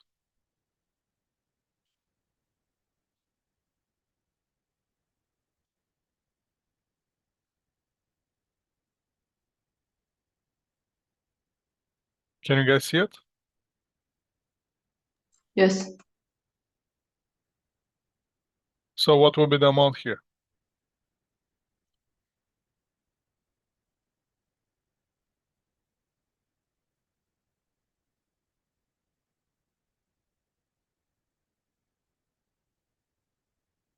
$11,000.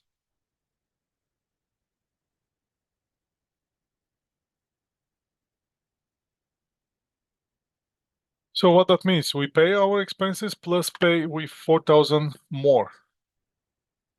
So we have our 7,000, we have it in our income.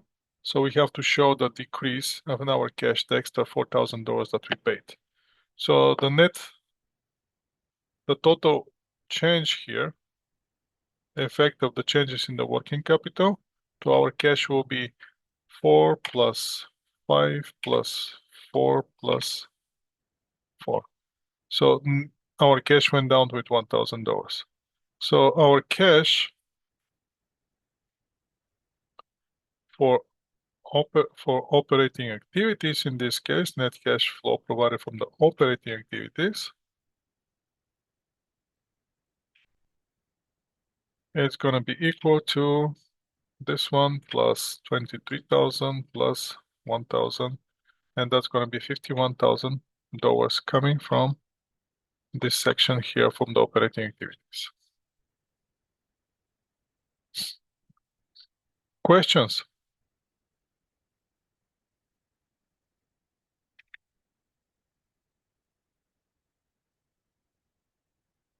Any questions or everything is clear?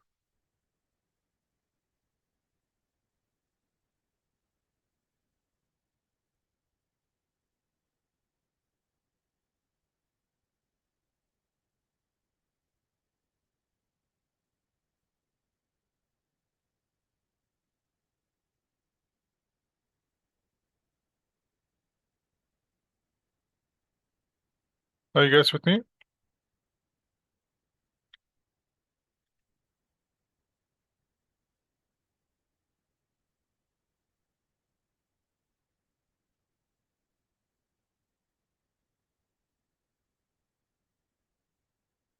No, we have more.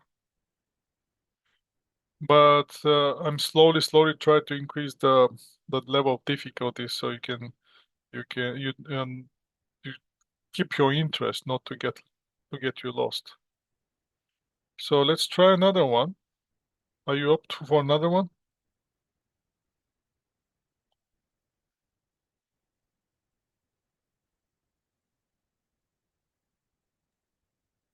Yes.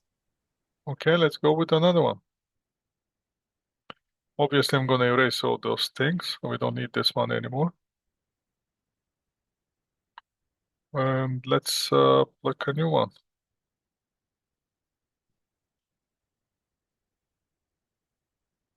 So this is the thing that we have to do during the year. Let's see this one, search those one. And this is another question that I have for you. Let's make some adjustments here.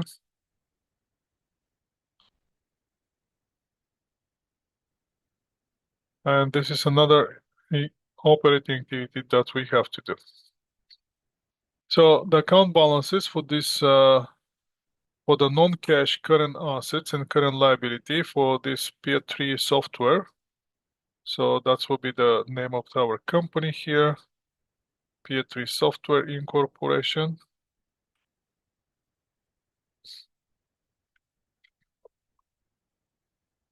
Is as follows. So we have to change the year here. Obviously, that was before. So they have accounts receivable, inventory, prepaid expenses. That's a new account that we haven't seen yet. Accounts payable, salaries payable, interest payable, and total. Obviously, this is extract from the balance sheet, so that it doesn't have to be in balance. And during 2014, prepared Peer 3 reported depreciation expense of 56,000. All the purchases and sales are on account.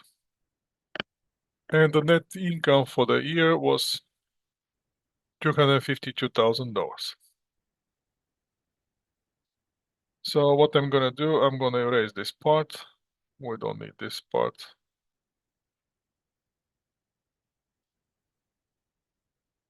And we're gonna start our calculations from scratch. So do I have my net income as a starting point? Obviously I do. That's 5525,123. That's my net income as a starting point. After that, the question is, do I have any non-cash items which are in my income? Here, the information is just given to us. We don't have to look at the income statement here. And the question says that we have that depreciation expense.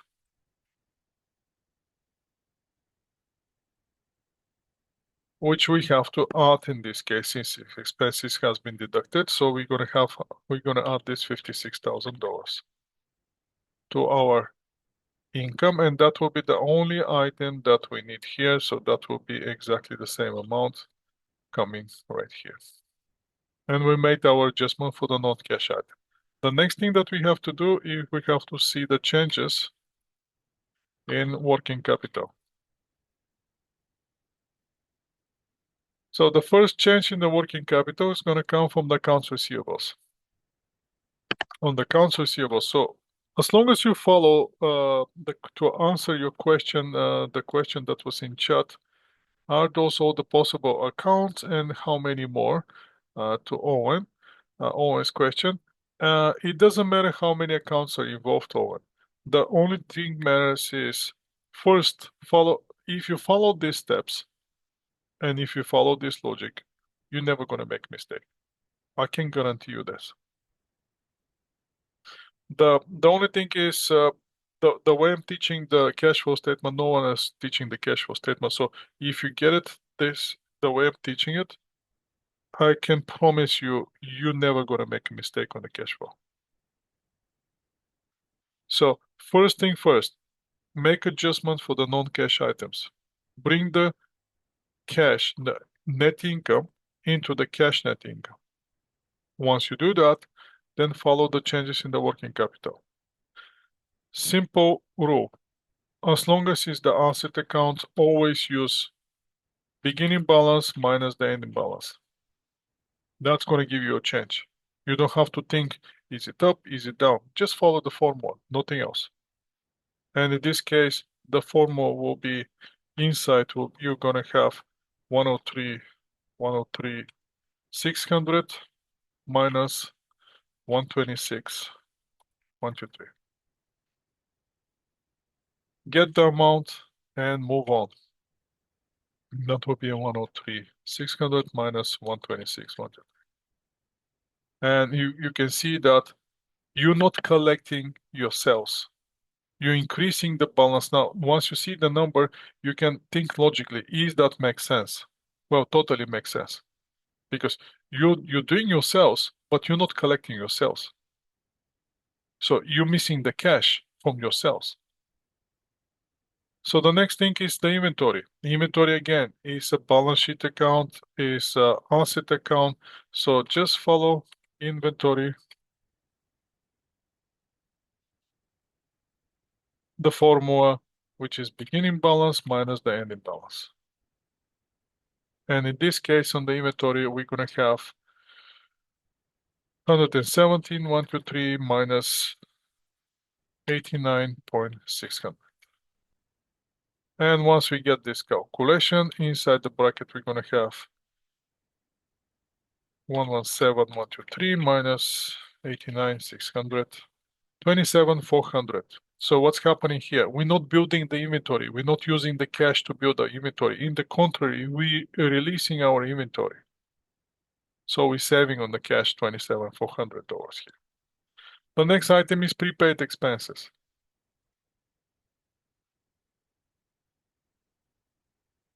Since again it's an asset account, balance sheet asset account, same principle apply, beginning balance minus the ending balance. And you're going to have here, inside the brackets, you're going to have 47,600 minus 53,200. What you have to do is just follow the calculation here, and you're going to see 47,600 minus 53,200, and it's going to give you the decrease in our cash with $5,600. Does that make sense?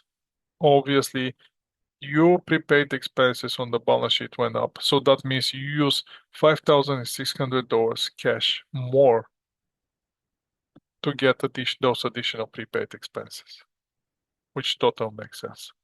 So after this point, we have to move to the current liabilities. On the current liabilities, the only logic that you have to follow is, since we here on this side, we're looking at the changes capital from the positive point of view, in order to adjust for the liability account, in this formula you have to put in front of the bracket minus.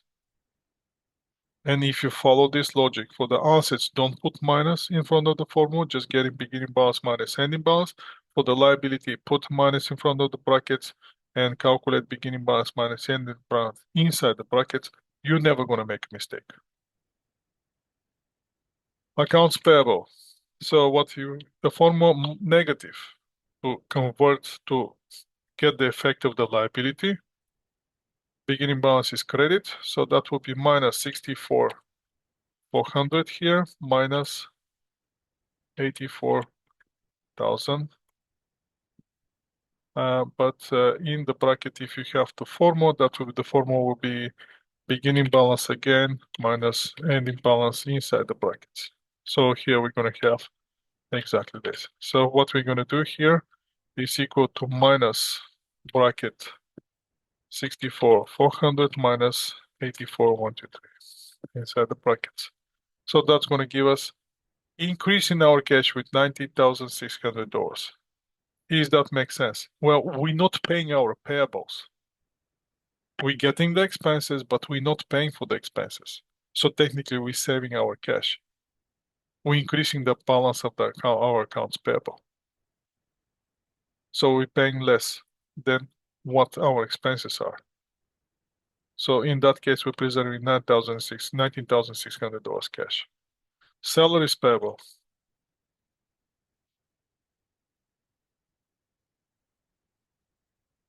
In this case, again, we're going to have negative in the brackets beginning balance minus ending balance. And we're going to have inside, again, minus bracket 36,400 minus 25,200. And that's going to give us the calculation minus bracket 36,400 minus 25,200.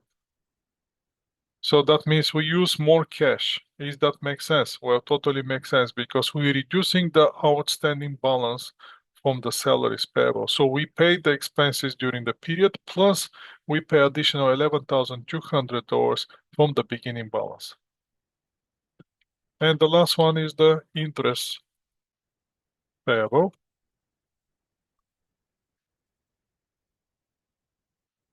Which again, we're going to have minus in the brackets, beginning balance minus the ending balance, which is going to give us calculation of 39,200 minus 47,600. And in that case, in the brackets, we're going to have negative 39,200 minus 47,600. So that means we save 8,400 on cash. Does that make sense? Well, we pay the interest, and our interest expenses are interest expense, but we're not paying those interest expense because we're increasing the beginning balance. We increase the beginning balance with $8,400. So that means we haven't paid for those expenses yet. So we're preserving on cash. That will have positive effect on our cash. So let's see how much is the effect on the cash from the changes in the working capital. We're going to get this one. I can easily actually use the sum function here. I'm going to get all those items, and that's going to give me the effect on the cash. So you see our cash here in this case increasing with $16,200. And the last thing that I want is to get the bottom line, which will be the, sorry, not this way, better this way. And the net cash inflow provided by the operating activities in this case will be all those three together. Let's put the sum. And we have our cash flow from the operating activities.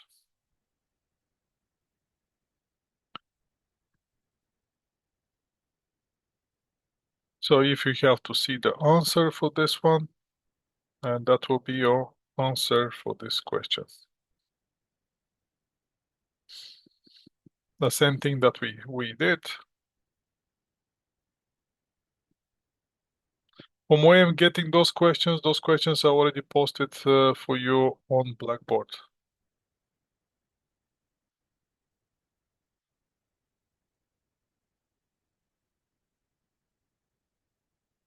On the cash dividend, when we're getting cash dividend, I'm gonna give you example on that one, Elena, but that will be next time now.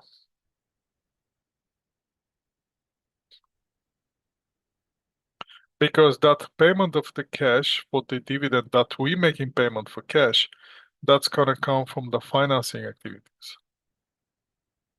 I wanted we to spend first time on the operating activities as much as we can, because I think that the operating activities, once you get it, if you get it right, then operating activity will be the easiest part of the cash flow statement that you have to prepare in the future. I just want to make it easy for you. I hope that makes sense. Questions?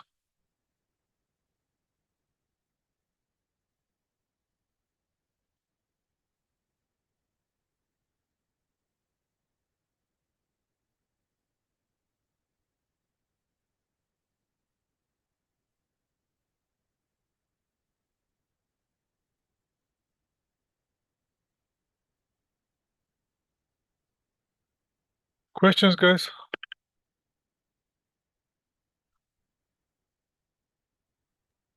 None. No? Okay, since we are at this point of the time that starting new questions is not going to make much sense because we won't be able to finish it on time. I think that will be all for today. So again, for the indirect method, once you take a look indirect method, all expenses with not cash effect, such as accrual and amortization, has to be added back.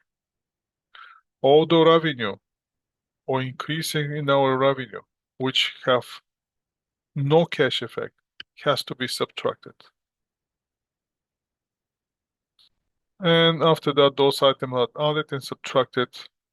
Then we're chasing the changes in the working capital on the current assets and current liabilities. So again, the indirect method, first we're starting with the adjustment for the non-cash items. Depreciation, we always add it back. Gain and losses, we only always deducted. Losses, we adding it back. Then we're chasing the increase in the assets. Once we asset increase, that's gonna reduce our cash. When the asset decrease, that's gonna provide us with more cash. On the liability is the opposite. When the liability decrease, that means less cash for us. If the liability increase, more cash for us. What do you think about this question? Let's do these questions, at least.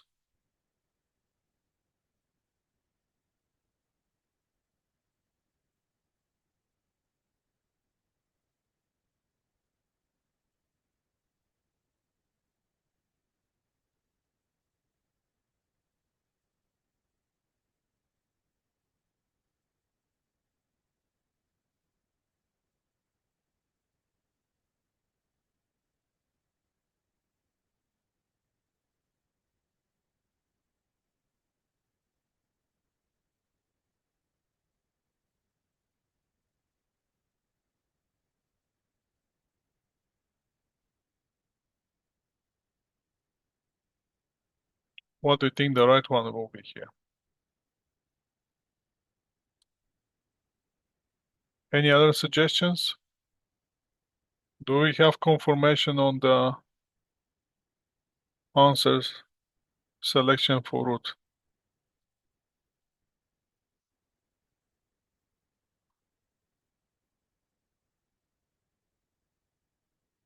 Is answer D make sense? Okay, we have confirmation. Let's go with the other one.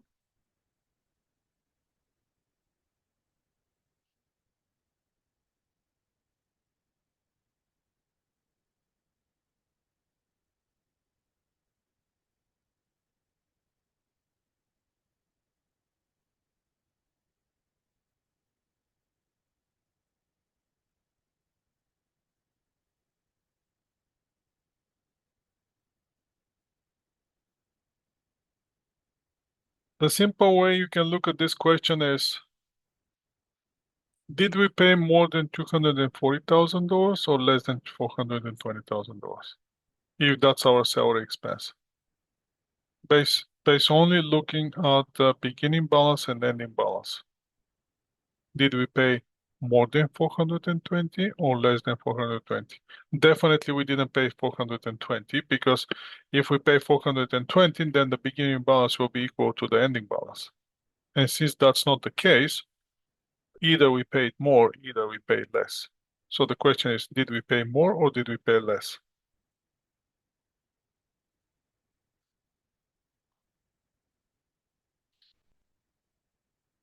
Yes, answer will be D. We pay less. Why? Because our payable went up. So this one doesn't make sense. This one, these two obviously don't make sense. The only one makes sense is this one. You don't even have to calculate here. And the last one, that will be the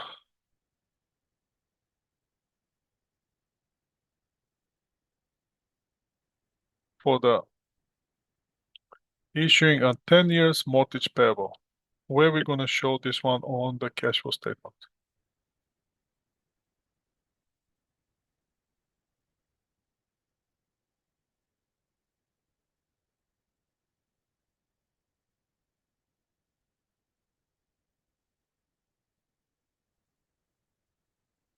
The question that you should ask yourself here is, since we're preparing cash flow statement, how much cash we paid for the building?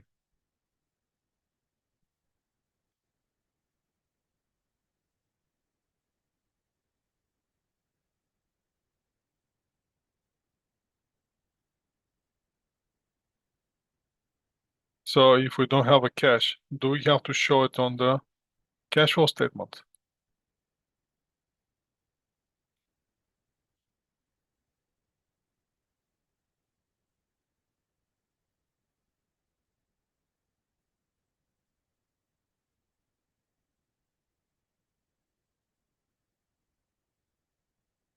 Okay. Make sense? The only thing that you have to ask yourself, always ask yourself a question. Since you prepare, you know what statement you're preparing. You're preparing statement of the cash flow. Is this transaction involve cash? If the answer is no, you're not recording a cash flow statement. Which section is? It's irrelevant. Why? Because there's no cash.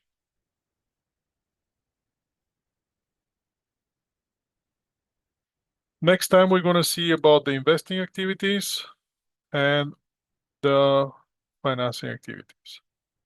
Investing activity, again, just very quickly, that will be involved any transactions which involving long-term assets. And the financing activity is the one that we're going to take a look at the long-term liability plus equity section, which common shares when you're issuing the shares, and retained earnings. In retained earnings, we're going to chase the dividend that we have to pay, or we paid, actual pay cash that we paid to our shareholders. And then we're going to answer Elena's question about the dividend, where the dividend is going to come. The dividend is going to come, obviously, from the financing activities. But for the dividend, the only thing that you can, if you want to help me for the dividend, check yourself on the retained earnings account and know how to deal with the retained earnings account. What's the inclusions in the retained earnings account? Retained earnings account, don't forget, has a beginning balance, has ending balance. The only thing that's coming in the retained earnings is the net income, if there's any. And the thing that's going out is the dividend. Now, if the dividend is declared, then we have to chase how much of the dividend was paid. But again, in order to find the dividend, we have to chase retained earnings account. And we're going to start chasing the accounts for different purposes. For the investing activities, we're going to chase the property, plant, equipment account. In combination, I'm going to show you how we're going to chase it with the combination with the long-term assets and the depreciation expense. And then we're going to chase the long-term liability and retained earnings in order to extract how much dividend has been paid during the period. And that should conclude the income statement. And after that, we're going to have only one chapter, which is for the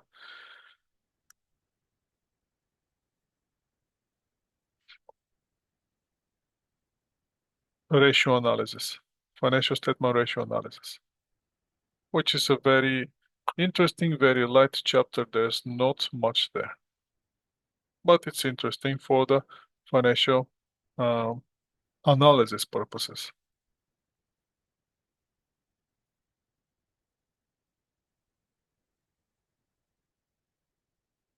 Questions?